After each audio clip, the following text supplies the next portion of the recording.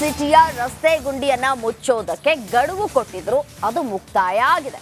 ಈ ಹಿನ್ನೆಲೆಯಲ್ಲಿ ಬೆಂಗಳೂರು ನಗರ ಪ್ರದಕ್ಷಿಣೆ ಹಾಕಿದ್ದಾರೆ ಡಿಸಿಎಂ ಡಿಕೆ ಶಿವಕುಮಾರ್. ಶಾಸಕರು ಬಿಬಿಎಂಪಿ ಅಧಿಕಾರಿಗಳ ಜೊತೆ ಡಿಸಿಎಂ ರೌಂಡ್ಸ್ ಹಾಕಿದ್ದಾರೆ. ರಸ್ತೆ ಗುಂಡಿ ಮುಚ್ಚುವ ಕಾಮಗಾರಿಗಳ ಸಂಪೂರ್ಣ ಪರಿಶೀಲನೆ ನಡೆಸಿದ್ದಾರೆ. ರಾತ್ರಿ 12ರಿಂದ ಮಧ್ಯರಾತ್ರಿ 2 ಗಂಟೆಯವರೆಗೆ ಸಿಟಿ ರೌಂಡ್ಸ್ ಹಾಕಿದ್ದಾರೆ. ರಸ್ತೆ ಗುಂಡಿಗೆ ಮುಕ್ತಿ ನೀಡೋದಕ್ಕೆ ಬಿಬಿಎಂಪಿಗೆ ಡೆಡ್ಲೈನ್ ಕೂಡ ಕೊಟ್ಟಿದ್ರು ಡಿಸಿಎಂ ಡಿಕೆ ಶಿವಕುಮಾರ್. ಇದೀಗ ರಸ್ತೆಗಳನ್ನ ಮುಚ್ಚಿದ್ದಾರಾ ಇಲ್ವಾ ಅನ್ನೋದನ್ನ ಸ್ವತಃ ಅವರೇ ಪರಿಶೀಲನೆ ಮಾಡೋದಕ್ಕೆ ಫೀಲ್ಡಿಗಿಳಿದಿದ್ರು. ನೆನೆ ಮಧ್ಯರಾತ್ರಿ 12 ಗಂಟೆಯಿಂದ 2 ಗಂಟೆಯವರೆಗೂ ಕೂಡ ಸಿಟಿ ರೌಂಡ್ಸ್ ಹಾಕಿದ್ದಾರೆ.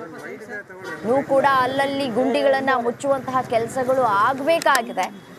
ಎಲ್ಲೆಲ್ಲಿ ಕರೆಕ್ಟಾಗಿ ಗುಂಡಿ ಮುಚ್ಚಿದಾರೋ ಇಲ್ವೋ ಅನ್ನೋದನ್ನ ಪರಿಶೀಲನೆ ಕೂಡ ನಡೆಸಿದ್ದಾರೆ ಡಿಸಿಎಂ.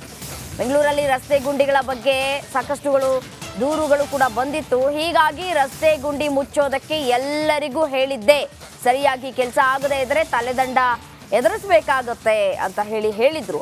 ಸಿಟಿ ರೌಂಡ್ಸ್ಗೆ ಮುನ್ನ ಡಿಸಿಎಂ ಡಿಕೆ ಶಿವಕುಮಾರ್ ಹೇಳಿಕೆಯನ್ನು ಕೊಟ್ಟಿದ್ದಾರೆ. ಸಮಾಧಾನಕರವಾದಂತಹ ಕೆಲಸ ನನ್ನ ಗಮನಕ್ಕೆ ಬಂದಿರಲಿಲ್ಲ. ಇದುವರೆಗೂ 14,307 ಗುಂಡಿಗಳನ್ನು ಅಧಿಕಾರಿಗಳು ಮುಚ್ಚಿಸಿದ್ದಾರೆ. ಸದ್ಯದ ಮಟ್ಟಿಗೆ ಎಲ್ಲವೂ ಸಮಾಧಾನಕರವಾಗಿ ಕಾಣ್ತಾ ಇದೆ ಅನ್ನುವಂತಹ ಮಾತುಗಳನ್ನು ಆಡಿದ್ದಾರೆ ಡಿಸಿಎಂ.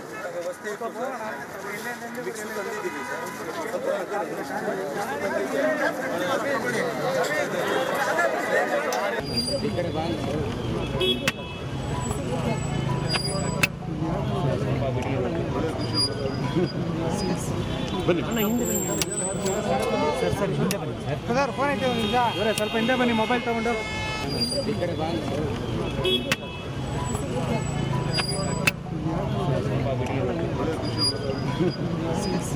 ಬನ್ನಿ ಒಂದು ಹೊಸ ಸಿಸ್ಟಮ್ ಅದನ್ನು ಪಾಟೋಲ್ ಮುಚ್ಚಲಿಕ್ಕೆ ಅವರಿಗೆಲ್ಲ ನಾವೆಲ್ಲ ತೋರಿಸಿದ್ದು. ಸೊ ಅವ್ರು ಯಾರು ಸರಿಯಾಗಿ ನನಗೆ ಸಮಾಧಾನಕರವಾದಂಥ ಉತ್ತರ ನನಗೆ ಸಿಕ್ಕಿರಲಿಲ್ಲ, ಕೆಲಸ ಮಾಡೋದು ಸಿಕ್ಕಿರಲಿಲ್ಲ. ಅದಕ್ಕೆ ಕೂಡಲೇ ಅವ್ರಿಗೆಲ್ಲ ಮೀಟಿಂಗ್ ಮಾಡಿಬಿಟ್ಟು ಹೇಳೋಗಿದ್ದೆ, 15 ದಿನದಲ್ಲಿ ಎಲ್ಲ ಪಾಟೋಲ್ ಮುಚ್ಚಬೇಕು. ಕಮಿಷನರಿಂದ ಹಿಡಿದು joint commissioner, zonal commissioner, executive chief ಇಂಜಿನಿಯರ್ಗಳು, ಎಕ್ಸಿಕ್ಯೂಟಿವ್ ಇಂಜಿನಿಯರು ಎಲ್ಲ 400 ಜನ ಇದ್ದಾರೆ. 400 ಜನನೂ ರೋಡಲ್ಲಿರಬೇಕು ಅಂತ ಹೇಳಿದೆ. ಪ್ರತಿದಿನ ಎಷ್ಟೆಷ್ಟು ಪಾಟೋಲ್ನ ಮುಚ್ಚಿರಿ, ಎಷ್ಟು ಅದಕ್ಕೆಲ್ಲ ಕೂಡ ಇದ್ದು ನನಗೆ ವಿಡಿಯೋ ಮಾಡಿ ನನಗೆ ಪೋಸ್ಟ್ ಮಾಡಬೇಕು ಅಂತ ಹೇಳಿದೆ. ಸೊ ಎಲ್ಲರೂ ನನಗೆ ಪೋಸ್ಟ್ ಮಾಡಿದ್ದಾರೆ. 14,307 ಗುಂಡಿಗಳನ್ನು ಮುಚ್ಚಿದ್ದಾರೆ. ಸಮಾಧಾನಕರವಾಗಿ ಕಾಣ್ತಾ ಇದೆ. ಆದರೆ ಇನ್ನೂ ನಾನು ನೋಡಬೇಕು ಒಂದ್ಸತಿ ಏನು ಬೇಕಾಬಿಟ್ಟಿ ಮಾಡಿದಾರಾ, ಸುಮ್ಮನೆ ಮುಚ್ಚಿಬಿಟ್ಟಿದ್ದಾರಾ, ಏನು ಎತ್ತ ಅಂತ. ಸ್ವಲ್ಪ ಮಳೆನೂ ಸ್ವಲ್ಪ ಅಡಚಣೆ ಇದೆ. ಮಳೆ ಇದ್ದಾಗ ಸ್ವಲ್ಪ ಕ್ವಾಲಿಟಿ ಮೇಂಟೈನ್ ಮಾಡೋದು ಭಾಳ ಕಷ್ಟ ಇದೆ. ಆದರೂ ನಾನು ಈಗ 14,000 ಗುಂಡಿ, ಇದು ಕರ್ನಾಟಕ ರಾಜ್ಯದ ಬೆಂಗಳೂರು ನಗರದಲ್ಲಿ ಒಂದು ಇತಿಹಾಸ ದಾಖಲೆ ಸೃಷ್ಟಿ ಮಾಡಿದೆ. ಬಟ್ ಅಂದರೂ ನಾನು ಹೇಳಿದ್ದೀನಿ ನಮ್ಮ ಕಮಿಷನರ್ಗೆ, ಯಾರು ಇದ್ರ ಬಗ್ಗೆ ಬೇಜವಾಬ್ದಾರಿ ವಹಿಸಿದರೆ ತಲೆದಂಡ ತೆಗೆದುಕೊಳ್ಳಲೇಬೇಕಾಗ್ತದೆ. ಯಾರಿಗೂ ಇಲ್ಲಿ ನಿರ್ದಾಕ್ಷಿಣ್ಯ ಕ್ರಮ, ಯಾಕೆಂದ್ರೆ ಅವ್ರಿಗೆ ಹೇಳಿದ್ದೆ ನಾನು ಹೋಗಿ ವಾರ್ಡಲ್ಲೇ ನಿಂತ್ಕೊಂಡು ಕೆಲಸ ಮಾಡಬೇಕು ಅಂತ. ಸೊ ಎಲ್ಲ ಅದನ್ನೆಲ್ಲ ಲಿಸ್ಟ್ ಮಾಡಿಸ್ತಾ ಇದ್ದೀನಿ ಯಾರು ಮಾಡಿದ್ದಾರೆ ಅಂತ. ತಿರ್ಗಾ ಇನ್ನು ನೋಡ್ತೀನಿ. ಸೊ ತಾವು ಎಲ್ಲ ದಯವಿಟ್ಟು ಬನ್ನಿ, ನಿಮ್ಮ ಸಲಹೆ ಇರಲಿ, ನಿಮ್ಮ ಮಾರ್ಗದರ್ಶನ ಇರಲಿ, ನಿಮ್ಮ ಸಪೋರ್ಟ್ ಇರಲಿ. ನಮಗೆ ನಾಗರಿಕರಿಗೆ ಒಳ್ಳೆಯದಾಗಬೇಕು. ಗುಂಡಿಯಿಂದ ಯಾರಿಗೂ ಆಕ್ಸಿಡೆಂಟ್ಗಳಾಗಿ ಯಾರ ಪ್ರಾಣನೂ ಹೋಗಬಾರ್ದು, ಪ್ರಾಣ ಉಳಿಸ್ಬೇಕು. ಅದಕ್ಕೋಸ್ಕರ ಈ ಪ್ರಯತ್ನ ಮಾಡ್ತಾರೆ. ಒಂದು ಹೊಸ ಸಿಸ್ಟಮ್ ಅದನ್ನು ಪಾಟೋಲ್ನ ಮುಚ್ಚಲಿಕ್ಕೆ.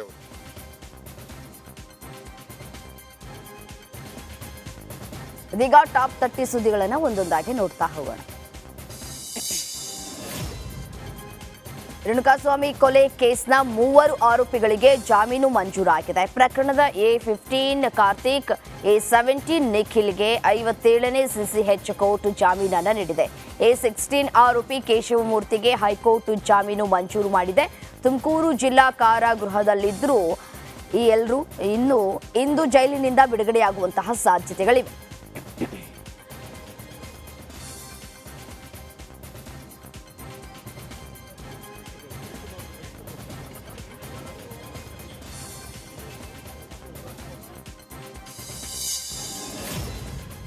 ದರ್ಶನ್ ಬೇಲ್ ಅರ್ಜಿ ವಿಚಾರಣೆ ಮುಂದೂಡಿಕೆಯಾದ ಬೆನ್ನಲ್ಲೇ ಪತ್ನಿ ವಿಜಯಲಕ್ಷ್ಮಿ ಬಳ್ಳಾರಿ ಜೈಲಿಗೆ ಹೋಗಿ ದರ್ಶನ್ರನ್ನ ಭೇಟಿಯಾಗಿದ್ದಾರೆ. ದರ್ಶನ್ ಆರೋಗ್ಯ ವಿಚಾರಿಸಿ ಜಾಮೀನು ಅರ್ಜಿ ಮುಂದೂಡಿಕೆ ಬಗ್ಗೆ ಮಾಹಿತಿಯನ್ನು ನೀಡಿದ್ದಾರೆ. ಇದೇ ವೇಳೆ ಜೈಲಿನಲ್ಲಿ ಸಮಸ್ಯೆ ಆಗ್ತಾ ಇದೆ, ಜೈಲಿನಲ್ಲಿ ದಿಂಬು, ಬೆಡ್ ಹಾಗೂ ಪ್ಲಾಸ್ಟಿಕ್ ಚೇರ್ ಕೊಡ್ತಾ ಇಲ್ಲ ಅಂತ ದರ್ಶನ್ ಹೇಳ್ಕೊಂಡಿದ್ದಾರಂತೆ. ಈ ವಿಚಾರವನ್ನ ವಕೀಲರ ಜೊತೆ ಚರ್ಚೆ ಮಾಡುವುದಾಗಿ ವಿಜಯಲಕ್ಷ್ಮಿ ತಿಳಿಸಿದ್ದಾರೆ. ಇನ್ನು ಸ್ವಲ್ಪ ದಿನ ಅಷ್ಟೇ ಎಲ್ಲ ಸರಿ ಹೋಗುತ್ತೆ ಅಂತ ದರ್ಶನ್ಗೆ ವಿಜಯಲಕ್ಷ್ಮಿ ಧೈರ್ಯವನ್ನು ತುಂಬಿದ್ದಾರೆ. ರಾಜಕೀಯ, ಧಾರ್ಮಿಕ, ಸಾಮಾಜಿಕ ಕ್ಷೇತ್ರದಲ್ಲಿ ಯಾರು ಮುಂದಾಳತ್ವದಲ್ಲಿ ಇರ್ತಾರೋ ಅವರಿಗೆ ಅಡ್ಡಿ ಆತಂಕ ಸಹಜ ಅಂತ ಬಿಜೆಪಿ ರಾಜ್ಯಾಧ್ಯಕ್ಷ ಬಿವೈ ವಿಜಯೇಂದ್ರ ಹೇಳಿದ್ದಾರೆ. ಯಾರು ಒಳ್ಳೆಯ ಕೆಲಸ ಮಾಡ್ತಾರೆ ಅವರಿಗೆ ಅಡ್ಡಿ ಆತಂಕ ಸಹಜ. ಕೆಲಸ ಮಾಡದೆ ಪುಕ್ಸಟ್ಟೆ ಮಾತನಾಡುವ ವ್ಯಕ್ತಿಗಳು ಹೆಚ್ಚಿದ್ದಾರೆ. ಅಂತವರಿಗೆ ಕಿಮ್ಮತ್ತು ನೀಡುವ ಅವಶ್ಯಕತೆ ನಮಗಿಲ್ಲ ಅಂತ ವಿರೋಧಿಗಳಿಗೆ ಟಾಂಗ್ ಕೊಟ್ಟಿದ್ದಾರೆ. ಇವತ್ತು ರಾಜಕೀಯ ಕ್ಷೇತ್ರ, ಧಾರ್ಮಿಕ ಕ್ಷೇತ್ರ, ಎಲ್ಲಾ ಕ್ಷೇತ್ರದಲ್ಲೂ ಕೂಡ ಯಾರು ಮುಂದಾಳತ್ವವನ್ನು ತಗೊಳ್ತಾರೋ ಅವರಿಗೆ ಅಡ್ಡಿ ಆತಂಕಗಳು ಸೃಷ್ಟಿ ಮಾಡ್ತಕ್ಕಂಥವ್ರು ಹಲವಾರಿದ್ದಾರೆ. ನಾನು ಯಾಕೆ ಸಂದರ್ಭ ಹೇಳ್ತಾ ಇದ್ದೇನೆ ಅಂತ ಹೇಳಿದ್ರೆ, ಇವತ್ತು ಇಲ್ಲಿ ನಡೀತಾ ಇರ್ತಕ್ಕಂಥ ಘಟನಾವಳಿಗಳು ಇರ್ಬೋದು, ರಾಜ್ಯದಲ್ಲಿ ನಡೀತಾ ಇರ್ತಕ್ಕಂಥ ಘಟನಾವಳಿಗಳು ಇರ್ಬೋದು, ತಾವೆಲ್ಲರೂ ಕೂಡ ಸೂಕ್ಷ್ಮ ಗಮನಿಸ್ತಾ ಇದ್ದೀರಿ ಅಂತೇಳಿ ನನ್ನ ಭಾವನೆ. ಇವತ್ತು ಯಾರು ಒಳ್ಳೆಯ ಕೆಲಸ ಮಾಡ್ತಾರೆ ಅವ್ರಿಗೆ ಅಡ್ಡಿ ಆತಂಕಗಳು ನಿಶ್ಚಿತ. ಯಾರು ಇವತ್ತು ಕೆಲಸ ಮಾಡಿದ್ರೆ ಪುಕ್ಷಟ ಮಾತಾಡ್ತಕ್ಕಂಥ ವ್ಯಕ್ತಿಗಳೇ ಜಾಸ್ತಿ ಇದ್ದಾರೆ. ಅಂತವ್ರಿಗೆ ಕಿಮ್ಮತ್ತು ಕೊಡ್ತಕ್ಕಂಥ ಅವಶ್ಯಕತೆ ಇಲ್ಲ ಅನ್ನೋ ಮಾತನ್ನ ಹೇಳ್ತಾರೆ.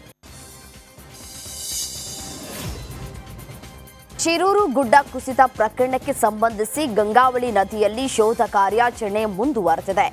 ಡ್ರೆಂಜಿಂಗ್ ಯಂತ್ರಗಳ ಮೂಲಕ ವಾಹನದ 4 ಚಕ್ರದ ಭಾಗ ಪತ್ತೆಯಾಗಿದೆ. ಹಿಟಾಚಿ ಮೂಲಕ ಸಿಬ್ಬಂದಿ ಮೇಲಕ್ಕೆ ಎತ್ತಿದ್ದಾರೆ. ನದಿಯಲ್ಲಿ ಈಗಾಗಲೇ ವಾಹನಗಳ ಹಲವು ಭಾಗಗಳು ನಜ್ಜುಗುಜ್ಜಾದ ಸ್ಥಿತಿಯಲ್ಲಿ ಪತ್ತೆಯಾಗಿವೆ.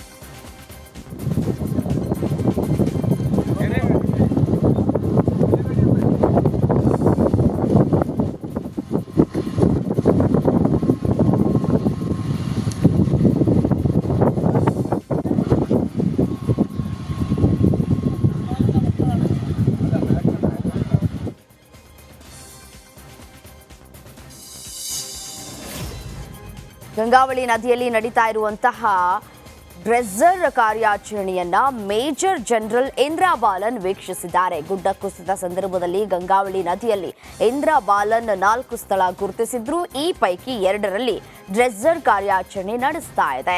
1 ಮತ್ತು 2ನೇ ಪಾಯಿಂಟ್ನಲ್ಲಿ ಲಾರಿಯ ಅವಶೇಷಗಳು ಸಿಕ್ಕಿದ್ರೆ, 4ನೇ ಪಾಯಿಂಟ್ನಲ್ಲಿ ಭಾರತ್ ಬೆಂಜ್ ಟ್ರಕ್ ಇರೋದು ಸ್ಕ್ಯಾನಿಂಗ್ನಲ್ಲಿ ತೋರಿಸಿದೆ.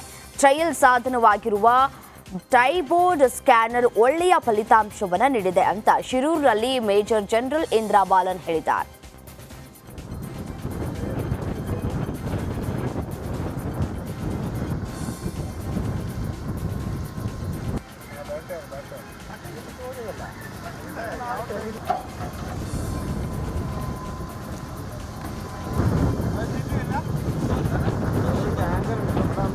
ಬೇಗ ಹಾಕಿ ಬಂದ